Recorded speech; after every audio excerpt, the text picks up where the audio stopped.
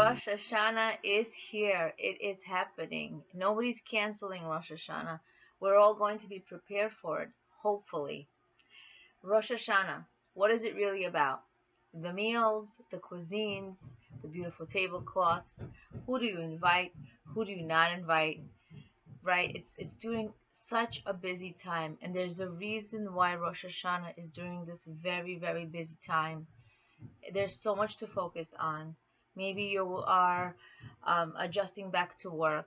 Maybe you are adjusting the children back to school. And there's so much hype on what's going to be, how is this year going to look like. And we can get sidetracked so easily.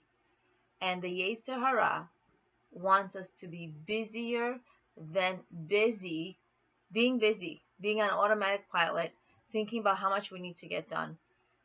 This time is so incredibly powerful. During the month of Elul, whatever we take upon ourselves, Hashem gives us extra assistance in achieving these things, in becoming more, much easier than the rest of the year, and we need to take advantage of this time. However, it passes by so quickly. Maybe we're coming back from vacation and we're making plans now how the new year is going to look like, whether we're investing in our home or selling it, whether we're looking for a new job or keeping it or moving to a different community. And all of these thoughts are just keeping us busy. And we need to ask ourselves, what is Rosh Hashanah really about? Rosh Hashanah, we are crowning Hashem as King. We are accepting all our circumstances as is, with love, whether we understand it or not. We have a bird's eye view of the world, and Hashem has the master plan, and He knows what He's doing. I would like to share with you 6 powerful, empowering thoughts of our great sages that they gave to us that will hopefully uplift us and enable us to become prepared for Rosh Hashanah. What goals are we having this Rosh Hashanah? What New Year's resolutions? What are the most effective, the most important New Year's resolutions to set for yourself?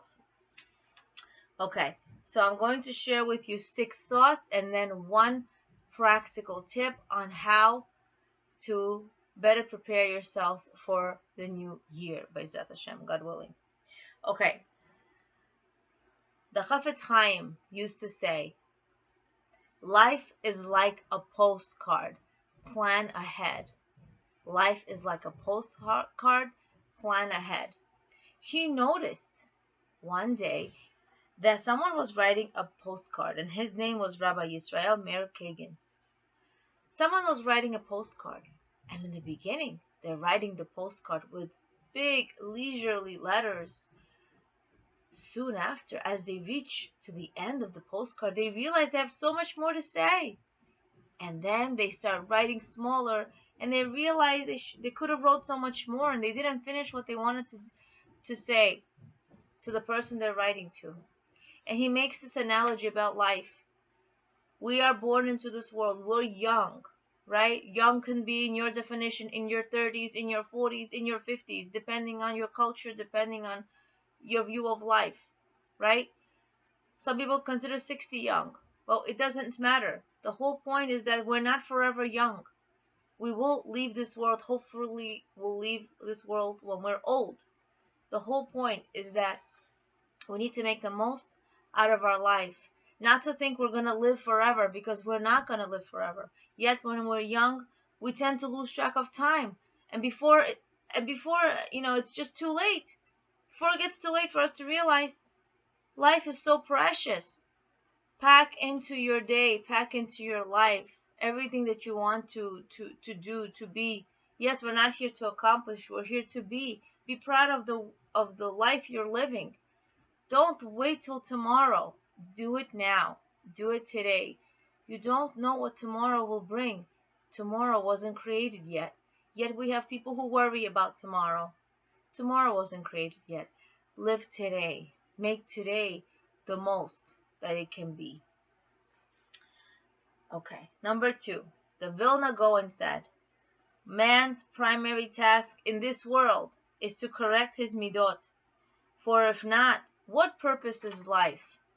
Man's purpose in this world is to correct his midot, his character traits. There is no other purpose in this world than to correct our character traits. This is so incredibly important. His name was Rabbi Eliyahu Kramer, and he studied Torah and mastered it like no other. He studied Torah day and night, but yet he knew the purpose of life is not to study Torah. The purpose of life is to master his character traits. Yes, we study Torah.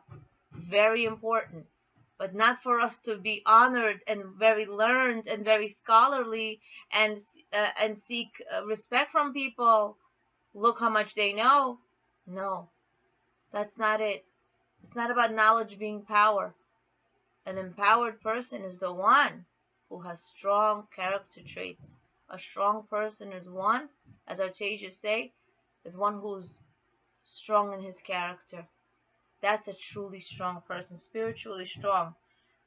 Okay, number 3. Greatness is forged in battle. What is battle? Battle is the Yetzer Hara. This quote was given by Rabbi Yerucham Levovitz. He said, greatness is forged in battle.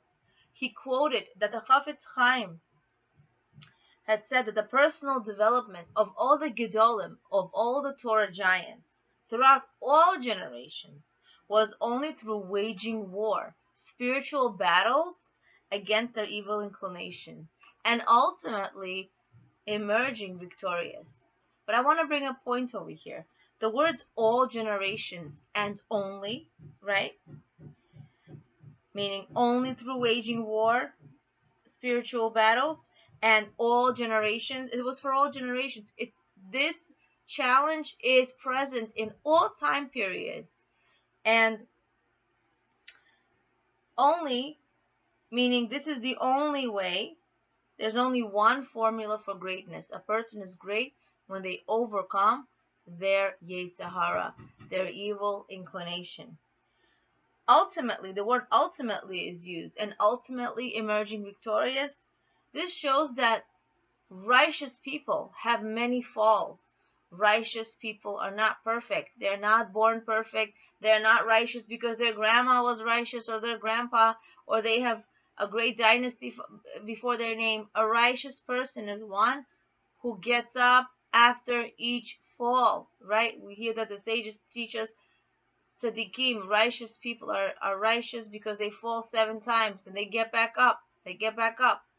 Don't stay down. That's true failure. Failure is not being down. Failure is staying down. Okay? Okay, number 4. You never really go back to square one when you work on yourself. Each victory empowers you. And this is from Rabbi Zelik Pliskin in the book Anger, the Inner Teacher. We must know that each time we work on ourselves, we become new, we become different. That even though we may fail again, especially if we have years of a character trait that we need to work on, we're gonna for sure fall. But that fall won't be the same. It won't be the same as the first fall or the second fall. It will be probably less frequent, less intense, right? And less colorful in nature. So we must understand that every single time we fall, the most important thing is that we get back up and that you never really go back to square one. It's not like, oh, there we go again. It's never like that. There she goes again. There he goes again. It's not the same person. You emerge different every single time. You persevere. You overcome a challenge. You become better. You are a new person because every second you are created anew. Okay, number 5. Number 5 is success is not measured by wealth, but by inner peace and tranquility. This was given over by the Malbim.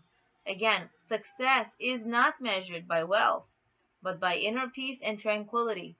We live in a world where people believe that they are successful because they have a lot. That's not true success. That's not success. People who have a lot of money oftentimes have a lot more to worry about. They are not relaxed and stress-free, and they usually do not have a peace of mind. This is for most scenarios. They are actually tense, they're edgy, and they have a lot on their shoulders. Where does the money go? They are not free of mind. They do not have serenity and tranquility.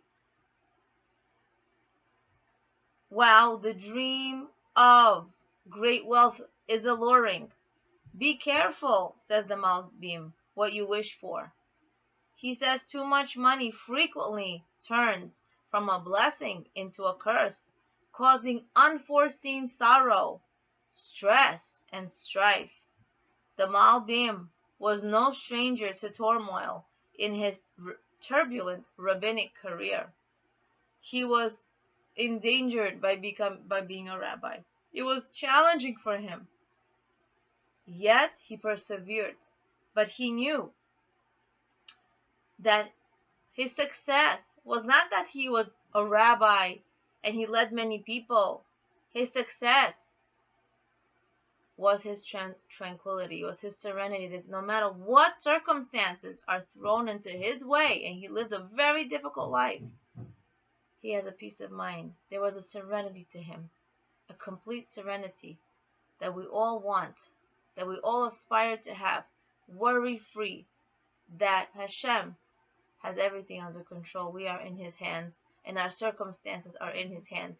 The only thing we can control is our reaction. Okay. Number 6. This was given by Rabbi Yecheskel Abramsky. He said, view each day as a page in your autobiography. View each day as a page in your autobiography. We know that there's such a thing as a book of life. There's a book of life. But how about your book, your autobiography?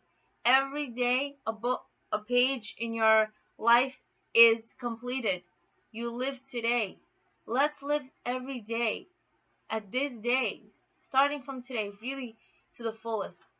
That we're proud to live the day that we have lived. It's so important to know that. We know that there's a book of life, but imagine if your life was a book. How would we make sure that our days were full of meaning? Rabbi Abramsky advised people to keep this vision in mind throughout the chapters of their lives, so that the book they write becomes a masterpiece. So we must remember that we won't stay young forever. We won't stay 20 forever. We won't stay 30 forever. Be proud of your days. Make each day count. And yes, we have days that we're down, that we're not our best, or that we wish those days would be just over because they're so challenging.